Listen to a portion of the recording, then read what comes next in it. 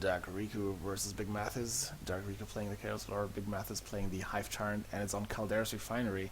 I'm curious to see how this is going to turn out. I'm guessing we're going to see Armor of the Inferno again in Tier 2, because that is not a word. That is a fine word here. Well, we shall see. So, on the bottom side of this map, we have Riku. No worship out of gate. And on the top side, we have the Hive Tyrant. Hive Tyrant immediately gonna go for the victory point. Homogon's a lot faster than the Hive Tyrant, gonna go for power. And Heretic's actually gonna go for the requisition point. Seems Riku is gonna go for a high resource build, maybe double Heretic's, double CSM. I'm not so sure. That actually doesn't make any sense in my opinion. But we shall see. Big Mathis just wants a little bit of everything. Gonna go double Hormigons. Not so sure if Hormigons actually win against vanilla Heretics. I've never labbed that one. They're definitely not gonna win when the Aspiring Champion comes up.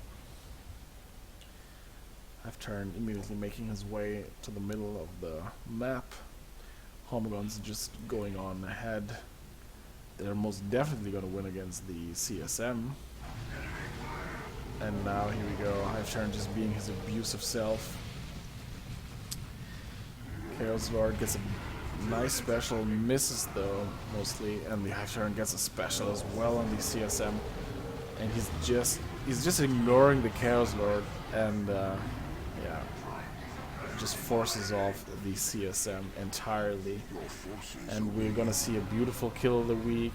Let's see if Mathis is actually wise to it and manages to bait it out. The energy goes down, no he's not, and he gets off the kill of the week.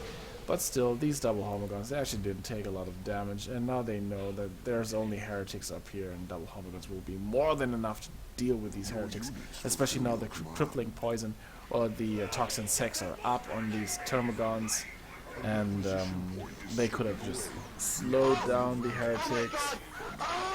Would have been easy for them to actually wipe them if they would have stayed in this engagement.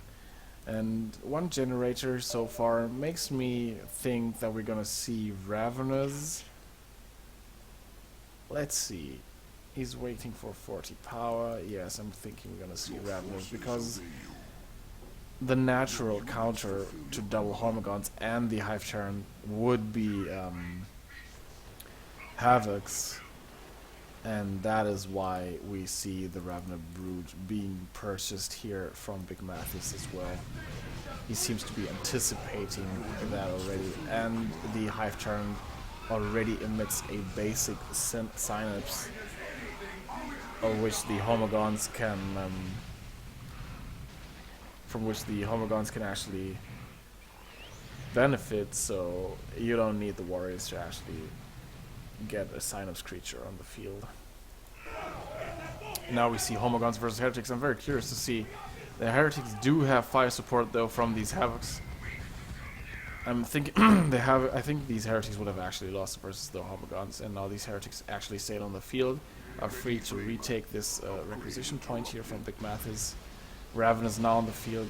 It's a high DPS, high range DPS unit, burrowing unit, that also retain a lot of their melee potential, even when upgraded with the Devourers here. As you can see, they still have 25 melee DPS, but they lose their power melee though. But who cares? Kill the week has been used. Has it been used? Chaos is gonna go down. There's nothing he can do against Ravenous and Homogons as well. That's a very unfortunate loss here for Riku.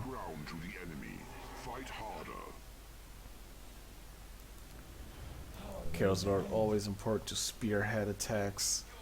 Can be slingshotted into enemy armies and disrupting everything and making room for the rest of his army to follow up. Havocs to set up, Ice Marines to silence and these things. Well, let's see how this goes. Yes, we see the extended carapace. I'm thinking that's the extended carapace. That is the extended carapace, which grants the charge ability, which we've just seen here. Will just charge down the Havocs. Special here misses. Will have to fall back here, but Hormagaunts, they will just keep on chasing. They will keep on chasing. They do seem to have their adrenal glands, yes.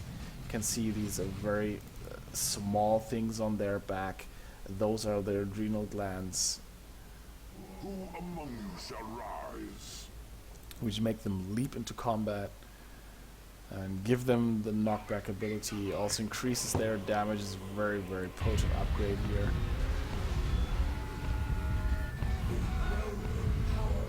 Makes them extremely dangerous.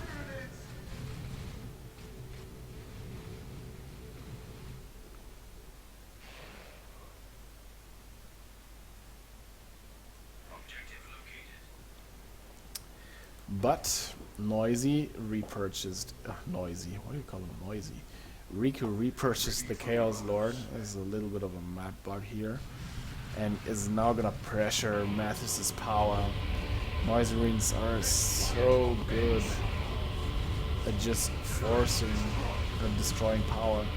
Ravenous will have none of that though. Jumping in on these Noise Rings, Chaos Lord can actually not be knocked back from the cacophony ability of the Noise Rings. Noise Rings will just fall back a little bit. Doom Blast goes off. Hormagaun's jumping in. Noise Rings is just gonna fire from the distance.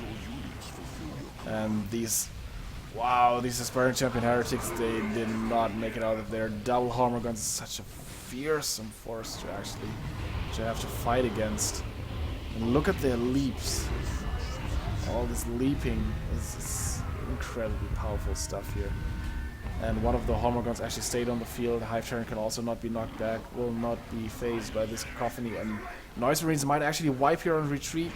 Let's see, they're leaping after that. Oh, gets away. We see the Combi Flamer and the Chaos Lord, which grants him the Immolate ability and also ups his range DPS to 31.61 piercing DPS. Cannot be kited so easily anymore without losing a lot of health. See there, it's very powerful for just wow. And that was actually a special from the Hive Tyrant, or was it the charge ability? Chaos Lord getting dangerously low here.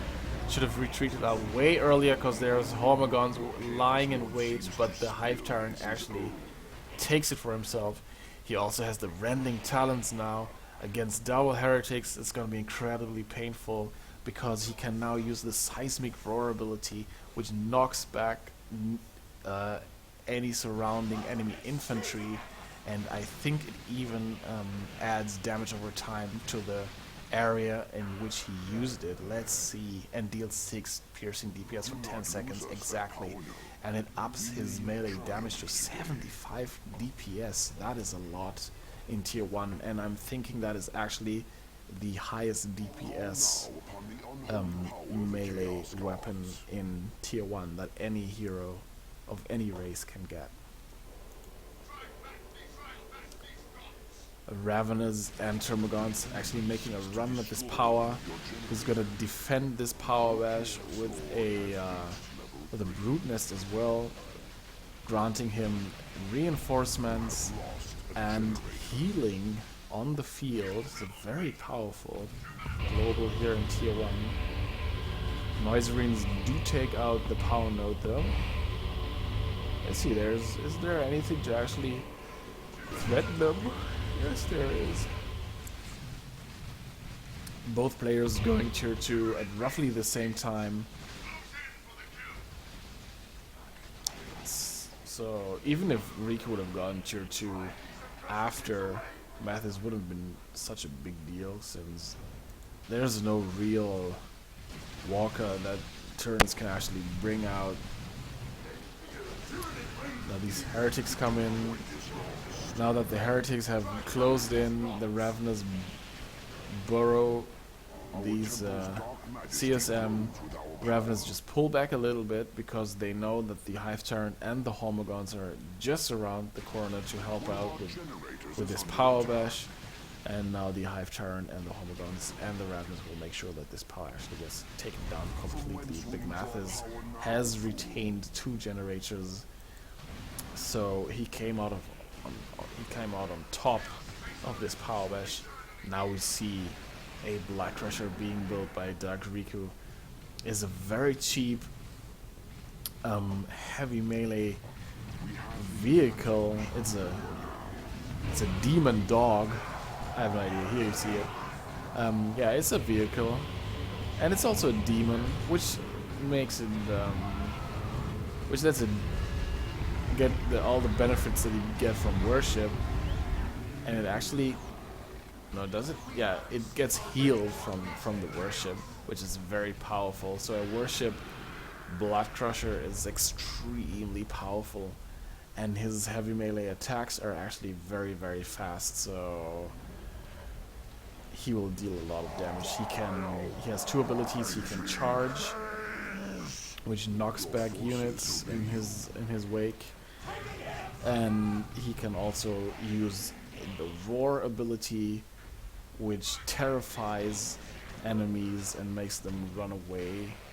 But it's not like the menacing visage. It will actually not make them retreat. It will just like make them back off for a little bit. If you get enough Hormagaunts, I've actually seen this happen. If you get enough Hormagaunts, you will take down a Blood Crusher, because Hormagaunts just, as a swarm unit, they deal so much damage. It's terrifying. And now we have Venom Brood on the field, which immediately upgrade their ranged signups. And you saw the damage the Black Crusher immediately took, taking it down to 420 HP in just like one salvo. So you see all the buffs going down here. You see the damage buffs. You see the range buffs. It's beautiful. And look at this Black Crusher. You can't even just mindlessly charge in here. Hive Tyrant knocking back the Noise Marines. The Ravenous burrowing down on these Havocs. The defensive line has been broken. These heretics actually just worshipping the Black Crusher out, healing it a little bit.